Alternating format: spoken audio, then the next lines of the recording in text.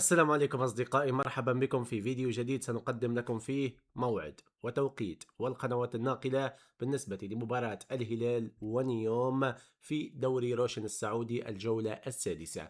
لكن قبل ما ندخل في تفاصيل هذا الفيديو أتمنى منكم الضغط على زر اللايك، الاشتراك في القناة وتفعيل الجرس، وشكرا لكم جميعا على الدعم المستمر للقناة. هذه المباراة ستلعب بتاريخ يوم الاثنين 7 من شهر سبتمبر 2026، وتنطلق هذه المباراة في تمام الساعة 9 مساء بتوقيت السعودية والعراق، الساعة 8 مساء بتوقيت مصر، والساعة 7 مساء بتوقيت تونس والجزائر والمغرب. هذا بالنسبة لموعد وتوقيت المباراة. أما عن ملعب المباراة فهو ملعب المملكة أرينا الخاص بنادي الهلال، وهذه المواجهة ستكون منقولة عبر قناة ثمانية الرياضية وأيضا تطبيق ثمانية بالمجان للجميع. بالنسبة للقناة موجودة فقط على العرب سات، أزلوها من النايل سات للأسف.